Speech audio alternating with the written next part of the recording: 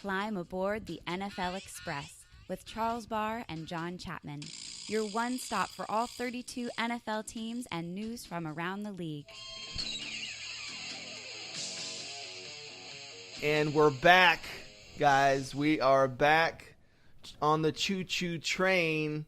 Jonathan Chapman, you've been busy at work watching lots of film. Is this true? Yeah, man. It's been, I got my start because of the NFL draft. That was just, I don't know why, like nerdy 8-year-old John Chapman watched the 4th round of the draft one year, and I was like, yes, this is me. And so from every year since then, the magazines and all that stuff, I love draft season, man. This is my favorite time of the year. Oh, man, it's so funny, too, because I feel like we're still the nerdy kids who, like, never left, like, playing Dungeons and Dragons like Stranger Things. Yep. And this is just what we do. And John and I are scheduled to go to Nashville for the draft, and I don't think about much else besides that. Oh, I'm so excited. And, man, I hate to do this. I want to pat myself on the back. I actually love to do this. Let me rephrase that. Yeah, totally. Got approved by the NFL for draft credentials. Yes. So, going to be able to do a little bit extra, bumping shoulders with the players and all that kind of fun stuff, which I'm excited about. So, yeah, man, we are we're getting a little bit bigger deal, I guess, is what you would say there. Yeah, I'm a big sure. deal. You're a big deal. Not me, but I'm cool to be around things. That's what I love to do. I love to be around success. No effort. I just want to shake the hands and pat people on the back. That's my job. Hey, man, you are the Tony Kukoc of this podcast. Yeah, man. And how many people don't get that reference? Probably, I'd say. I think our audience does. Our listenership is, 30s and beyond. Yeah. Probably. Besides all the young 20-something females, that demographic. We got it on lockdown, son. Went right over their heads. But anyways, you lovely ladies, stay right there. So we're going to start this podcast how we've been doing some fun college stories, and I'm going to have John set up the character in question today. This is a buddy who is from college, and we love him. Neither of us have seen him in years, but this is a Let's hilarious... just call him BJ. We'll just call him BJ. Yep. Let's just call him BJ. Name. And basically, here's the deal. BJ was the ultimate storyteller, like, hey, let's hang out till 3 in the morning and just tell ridiculous stories, make fun of each other and all these things, right? Well, most nights we'd usually be over at his place just being goofy, whatever else. People would be eating food and just, like, joking around. Well, our school was a relatively small conservative Christian school, terrible school, I'll throw that out there, and they would rent out the local Six Flags, like an amusement park, right? So we would take buses down to Six Flags, and it was just our college. So it was legit because, there were no lines, whatever else. So my good friend Charles Barr, I'm going to use your first and last name here. Yeah, thank you. He decides to go full Charles. And we are waiting in line at a roller coaster, and I'm going to stop there. Yeah. So take it away, my friend.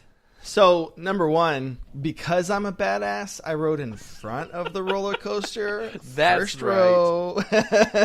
That's number one. And number two, at this point in time in my life, I'm a ridiculous human being. Best way to describe me. I'm 19 years old. I'm wearing a bandana. It's a Texas bandana. Pretty sure I'm in a tank top. I don't need to go any further than that. And ridiculous. A bandana. I said that. A bandana, a Texas bandana. I just want to make sure it's on the record. Got it. Don't strike that from the record. It actually happened.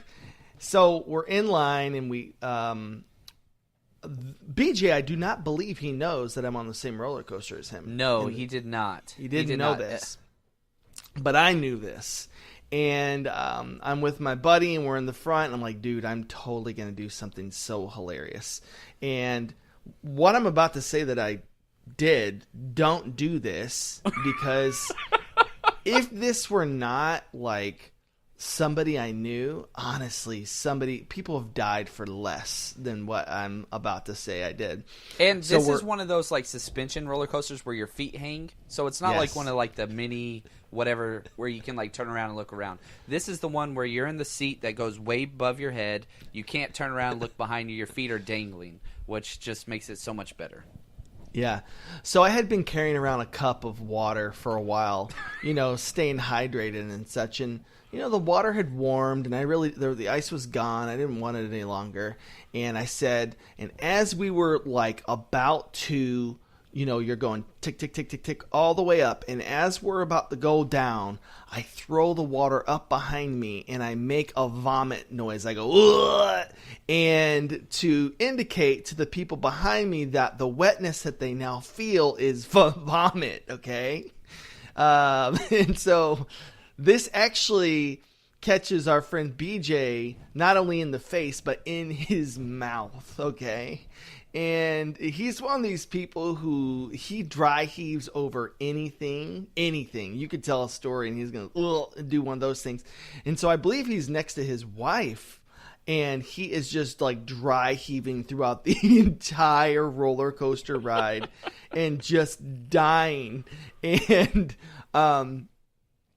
he knows that it's me, the person in front, and has figured out that it's also a prank because of how hard I'm laughing, and still doesn't recognize that it's me. And then I don't remember what he said to me, but he ran up to me, and do you remember? He grabs you with and now BJ's not a big dude. He was athletic. Yeah, I'll give him that. But he's not a guy that you're going to be like, oh, he's going to beat me up. He's pretty skinny. Yeah. And so he grabs you by the shoulder to turn you around with a ball in his fist. And he's just like, I want to punch you in the face so bad right now. I can't believe you. Yeah. And he doesn't understand still to this point that it was not vomit. Yeah. He had this look on his face as he's gagging, walking up to punch you in the face. It doesn't matter if you're a 12-year-old child. He's going to hit you. But he sees you, and you can see his brain start to process. BJ was a pretty smart guy, but it was going slow that day. Yeah. He was starting to process, okay, I know this guy, and then slowly starts to, gather, yeah. Wait, that wasn't throw up, was it? Yeah. And you're like, no, man, it was water. And so, you just see him, slump shoulder, head down, Charlie he's Brown. Fuming, though. He is still, he was mad. He's mad, but he doesn't know how mad he's supposed to be. He's confused. And he's just he didn't have he built up in his mind through the last minute and a half of this roller coaster, I'm going to put this kid in the hospital. Yeah. And it didn't have the satisfaction, much like Charles's love life. It just didn't get to that point. That was a nice little segue. One of my favorite stories of his is it's not him, but somebody he knew was I don't know, in high school, and somebody told him about this really cool masturbation technique where you take a banana and you put it in the microwave and you heat it up, but they heat it up for too long. They put it there for 30 seconds and end up burning themselves really badly. I know this person's name. I won't say it, but that's a great story. Let's just call him Stuart. Yeah, he's Stuart. And sounds like a Stuart. Sounds like a Stuart. Oh. But yeah, that story's great. You read Dear Parent House Forum one time and get a good idea, you think, and user error. Yeah, absolutely. We call it the hot banana. Yeah, that's a great story. Ugh. All right, so John Chapman's been deep into the interwebs and all 22 and checking out guys on film who, some are being hyped up at this point. Some people aren't being talked about. But, John, I just kind of want to hear from you. Who are the guys you've looked at so far? Who's impressed? Who's kind of a dark horse? Just take us through your film study so far.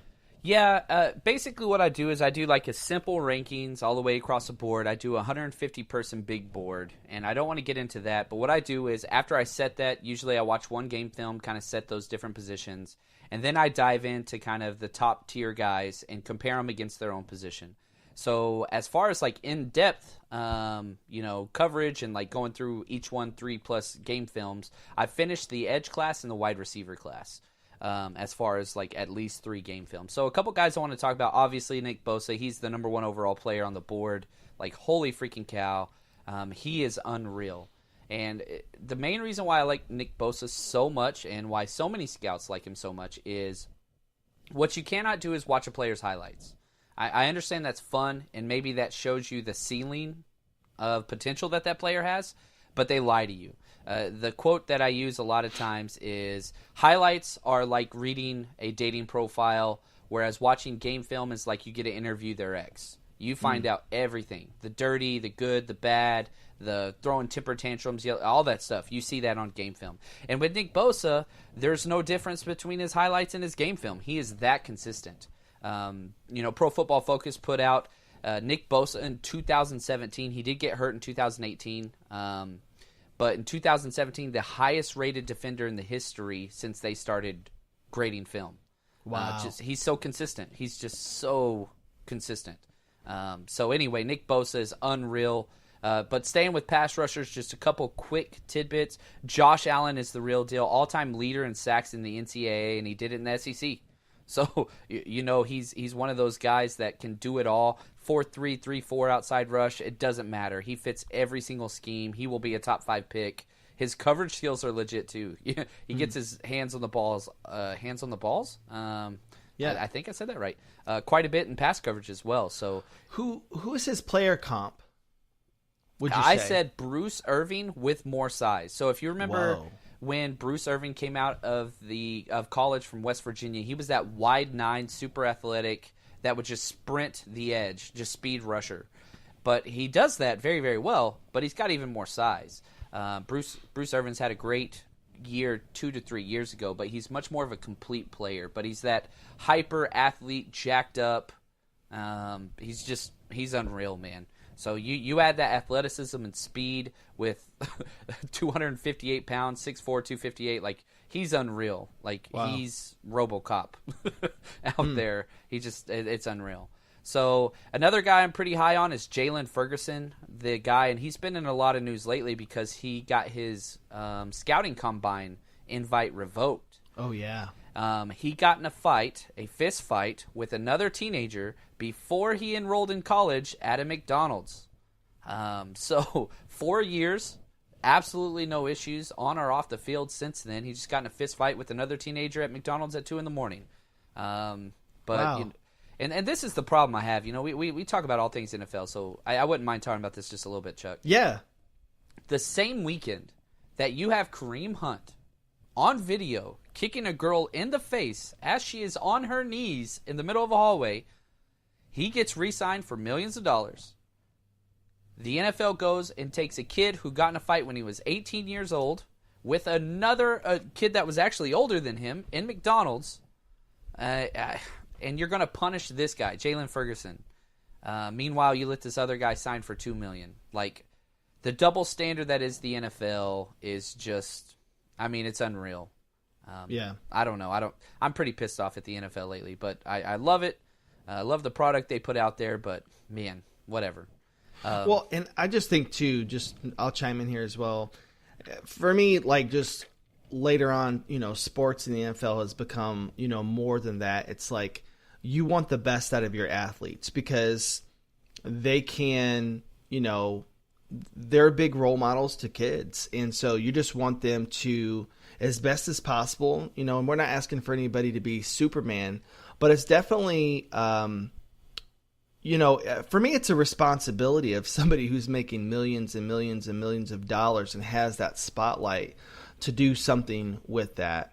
At least that's just my own expectation. And I think that the NFL knows that those are the expectations of the fans. Not every fan. Some fans don't care. Some fans are just like, let them be, do whatever. And I'm not bottlenecking them into being, uber moral people and that kind of thing. But I at least think that they need to stand for something and definitely not stand for things like violence against women and racism and those kinds of things. So I like it when, the NFL stands their ground. And then other times it's infuriating when they do something like this to a kid who, again, his brain is still developing, and you're going to disinvite him from the combine for something he did when, he just learned that he could vote. So there's that. It's what it is, but whatever. Anyway, moving on, talking about good things. One wide receiver I want to talk about briefly, and we will have a lot of time to jump into all the film stuff. We'll do a couple kind of draft-heavy episodes as we get closer, but one guy I love this kid. Kelvin Harmon, wide receiver out of NC State, 6'3", 213. I adore this kid, man. There's a lot of big wide receivers coming out of this draft. A lot of kind of N'Keal Harry, 6'3", DK Metcalf, if you've seen the pictures of him, 6'3", 225, looks like Josh Gordon out there. There's lots of guys, but Kelvin Harmon is special. And the main reason why is whenever I'm scouting a player, like the first things I write out are what separate them from other people. When I was watching Kelvin Harmon's film, usually I'll put like, speed and power, or athleticism and good route running. Like, just like something that I can say this is what makes them special. Yeah. I had to stop doing that with Kelvin Harmon because I had 7 things. He is, like, the saying is, jack of all trades. He's a king of all trades. Like, he does everything so well. Wow. Contested catches, body awareness, insane blocking. He has my highest grade for a wide receiver blocking since Anquan Bolden, Florida That's State dope. boy, your guy. Yep. And so whenever you have a guy that runs routes and catches the ball like Michael Thomas and blocks like Anquan Bolden, you're going to – I love this kid. He's got about 4 different, kind of extending on the sideline catches where he drags his feet, perfect hands, just runs the route tree. Unreal. I love Kelvin Harmon. I have a very high grade on him. He will be Do a you top think he 15 goes player. beyond pick 10? I do. Unfortunately, I do. And the main reason why I think he will is there are a lot of close comps for him in this draft. Guys that are that 6'3", 220 type of build. Like, there's 4 of them. There's 4 kind of in the first and second round. So I think he will. And the value in this draft is going to be defense. There's going to probably be 6 defensive linemen in the top 10. So here's my question about Metcalf. Is he going to be what people are hyping him up to be at this point? And this is what I'm really asking about his film since you've watched so much. Does he have the suddenness to create separation? No. Does he have the route running ability? No. So is this guy sort of like a high ceiling, pretty low floor? No, he's got a role, and he will fulfill a spot in the NFL. So I put, again, the things that stuck out to me: physical freak, designed for the deep ball. Okay. Insane speed and size. He goes and gets the ball. Catch radius is off the charts. And he plays that way. Like, he plays physical and he plays strong. Very tight-hipped. Cannot get in and out of breaks. He doesn't run the full route tree. You're talking, I mean, he's gonna be a project, but you want to post him up in the end zone? Yeah, he's going to be productive. Okay, so I got a question real quick. So let's just pretend for a second that Kevin White out of West Virginia, that you've never seen him in the NFL before, and he's in this draft. What is he looking like in comparison to Metcalf? Because to me, it just sounds like you described Kevin White again. You know what I mean? Back in that process. The difference, I would say, is this. When Kevin White came out of West Virginia, JUCO transfer, 1-year production, in West Virginia at the time, they weren't playing against elite talent. They're in the Big 12. I guess you can say they're still not playing against elite talent on the defensive side. But they were, that offense, we're jumping, that was 5 years ago. That was when that kind of Art Briles, Baylor, everything was just going. And so he was getting created opportunities. Not so in the SEC like DK Metcalf. So it's more advanced than that. And he's against better competition. And he has more production over a longer 3-year starting. Gotcha. So there's definitely a higher floor than that. So I do like him a lot. He can catch over the shoulder well, too, which a lot of those guys are just kind of post-up basketball players. That kind of Mike Evans runs 20 yards post up and just catches a jump ball. DK Metcalf can catch over his shoulder on the fly route pretty damn well. But if you're asking him to run kind of complex route trees and back shoulder fades and all that, you don't see it as much. So he's not seasoned, but the talent is there. He is going to be a combine freak. So, next week when the combine happens, the cameras are going to be on DK Metcalf and his muscles because he looks like Josh Gordon. I mean, he's gigantic. Yeah. So who else you got for us? Just one more guy that I do have, and this is kind of breaking news. Marquise Brown, the tiny guy, the antithesis to Kelvin Harmon and these other guys. 5'10", 160 pounds out of OU. Just put up insane numbers, back-to-back 1,000-yard seasons in OU system. He just had Liz Frank surgery, which was completely under wraps. Like, we didn't hear a lot about this. So this is a guy, man, that was a borderline late first, with teams that run this new offense, kind of like the Rams and the Chiefs, where you can get these guys into space. It doesn't matter how big they are. Yeah. He was limited to certain teams, but now with this list Frank injury, like there's a possibility, like he'll be on the PUP list guaranteed at the start of season, possibly just be IR designated to return, miss about 8 to 10 games, but he could miss almost the entire season. So you're talking about a full redshirt year for Marquise Brown. So you're going to see this guy go in the late second to early third now, like a full round drop, because you're not going to see how fast he is. You're not going to see him put on weight for the combine. Again, 160-pound wide receiver. 10 years ago, this would be absolutely not. You don't get a play here. And he's Deshaun Jackson clone. That's what everybody's comparing him to, and the film matches that.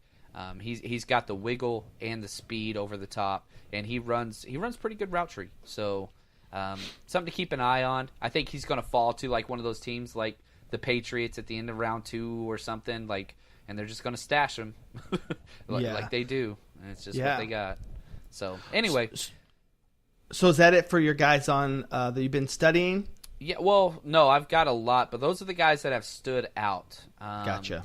Yeah, and so what I'd like to do, and we haven't really talked about this, eventually we'll have to get on and kind of do a position breakdown and compare against each other.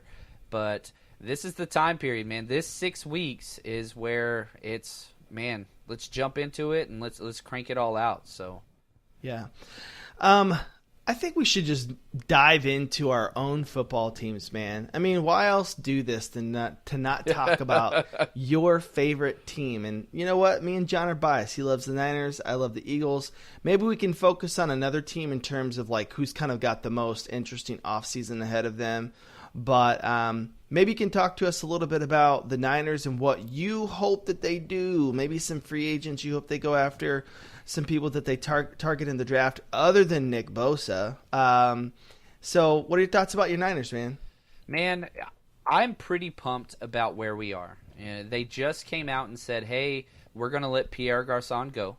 We're just going to let him go. And it would have been better for them to hold on to him to June 1. They would have saved an extra $3 million in cap space, but they wanted to kind of do right by him.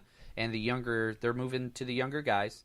They have the 6th most cap space coming up, $76 million, and they're linked with every single free agent. So if Odell Beckham, they're talking about trade online, and man, there's a possibility he could be traded. Well, San Francisco's the leading guy for that. They're talking about Antonio Brown. San Francisco Vegas odds have him as the leading guy for that. Free agents. As far as there's not a lot of free agents coming out, it's not a strong free agent class. But where there are some names as of now is defensive end and edge rushers, and every one of them is linked to the 49ers. DeMarcus Lawrence, D. Ford, Preston Smith, Jadeveon Clowney, all these guys, because they have such a need. They run the same system as those guys coming out, at least on the front side, defensive front, and they got the money.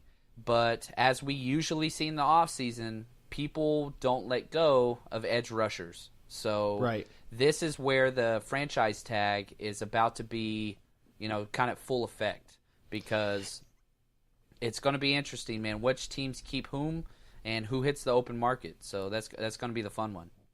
Yeah, I'm really interested to see what the Cowboys do with DeMarcus Lawrence, because he's phenomenal. Like, he's hit his, he's at the peak right now. And so I think you probably are going to get a good another 2-3 years of his top production and then a fade. So I think it is a good time for people to sign him. But if the Cowboys go down that road, as ESPN loves to do, it's where they focus on the Cowboys more than anybody. Got to follow those dollars, man. Exactly. It looks like that's going to put them in some really tight constraints on what they do with the rest of that team. And so, I think here's the thing with the Cowboys. The Cowboys and the DeMarcus Lawrence thing is like a soap opera because it's so complex. So the numbers came out just this week. So as far as February 19th is the first day you can actually franchise people. And so there's already rumors coming out. D. Ford, the Chiefs, they're going to franchise him. But back to DeMarcus Lawrence. He was franchised last year. So the Cowboys have the choice. They can sign him long-term, which they cannot do. They can't do it because they don't have a lot of cap room, especially if you look at the stars coming up. Ezekiel Elliott, You've got Dak Prescott. You've got Amari Cooper, who you just traded for. You got Byron Jones, top 5 corner in the NFL. That's just starters, all in the next 2 years. So they've got to re-sign probably all those guys. I don't think any of those 4 will be let go. Now, if we jump to DeMarcus Lawrence, because he was franchised last year, what the franchise tag means is top 5 players of that position, so he's a defensive end, the top 5 players, they average those 5 salaries, and that's what you get paid, which the numbers just came out. DeMarcus Lawrence would get $17 million. However, there's the asterisk. Because he was franchised last year, if you get franchised twice in a row, we saw this with Le'Veon Bell last year, you get 120% of that franchise tag offer. So instead of paying the $17 million that the Chiefs will pay for 1 year for D Ford, who plays the same position, you have to play that plus 20%. So that's going to bump it just over $20.5 million. So there's an extra premium there. So because of that, that makes DeMarcus Lawrence the biggest question mark because, one, he's the number 1 free agent available across any position in the NFL. Absolutely amazing, like you said, in his prime. And on top of that, he came out on Twitter yesterday and said, I will not sign a franchise tag this year. So he's doing the whole Le'Veon Bell thing. Sign me. If you want to franchise tag me, that's fine. I'm not playing. So he's already threatening that. We saw what happened with the Steelers. And so what's going to happen here? I personally think if I was a betting man, I would say 60% he hits the open market. Because if the Cowboys do this and he signs a mega deal with the 49ers or the Jets or somebody that needs edge pressure, they're going to get a third-round compensation pick based on the salary and playing time if he stays healthy. So just let him walk. And let a third-round pick come on in through your door the following year. I think that's the best way to go. Yeah, absolutely. And so kind of just moving into I don't know if you were done talking about your Niners. We can come back to them. But just talking about my Eagles here for a second. We're in this really odd transition time. We, came down. It was a really difficult season, to be perfectly honest. Like, this was the most stressful season I can remember, probably since the McNabb season where they went to the Super Bowl and lost. That was awful. But I know. As soon as you mentioned it, I was like, "Uh-oh, is he going to break up? Is he going to break up?" Yeah. So it's just been a really tough season, and knowing that the window is closing a little bit, although we got a younger core for sure. But the cap situation, how we went all in, and everybody knows, you can go on overthecap.com and take a look at the contracts and see that we are negative 1.7 million. Yeah, in trouble. Now, that's after, some restructuring, and then obviously Nick Foles is going to leave. So we're going to be in a lot better situation. I think that figure you just gave is after Nick leaving, though, correct? Yes. Now, here's the issue, and here's a little bit of sunshine. You guys currently have 63 players signed to futures and or contract, which is the most in the NFL. So, yes, you guys are maxed out. Yes, you're going to have to restructure. However, you don't have to add anybody. Right. You're going to have to create some room for the rookie wage scale whenever you draft your people and come in. But you can create that financially, and you could let some people go. So that's what's going to happen. And so I'm going to tell you who I think is going to be gone. I am sad about it. I think Michael Bennett is going to be a potential trade target. I was taking a look, and I don't have it memorized, so I could be wrong here. But I'm pretty sure that the cap situation is going to work out where it's going to be limited dead money with him traded versus some other guys. And I believe that Inada, that they have the right to pick up the option, or they don't, which I don't think that they will. If you're talking about your boy Michael Bennett, his cap hit is $7.2 million this year, and there's zero guaranteed. So if you cut or release him before 6/1, June 1st, which is the designation, or after, it's all 100% cap savings. So you would save $7.2 million this year if he is cut or traded. So they have that flexibility, but if Michael Bennett's going to give you the kind of production that he gave the second half of the season, do you keep around a top-tier guy? I mean, you go look at Pro Football Focus. It's pretty cheap, $7.2 million for an edge guy, man. That kind of does it all.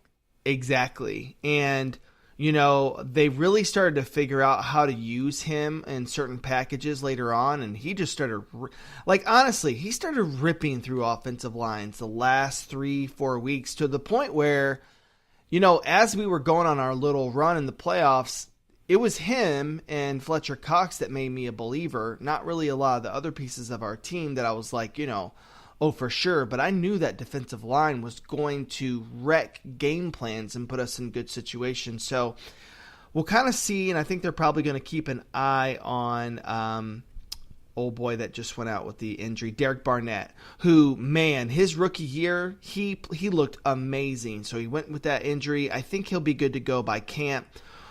We got also lucky with a cornerback, finally, Devontae Bugsby, I believe how you say his name. He balled out for us this year, but the secondary is a place where we're going to have to address. Some people have some speculation that we might try to trade Ronald Darby. I don't know if that's the best thing for us because we really do need help in the secondary. And, yeah, Rasul Douglas, I'm hoping that he develops a little bit better because, again, our secondary is our weakness. We're going to have Jay Ajayi. He's going to probably take a walk.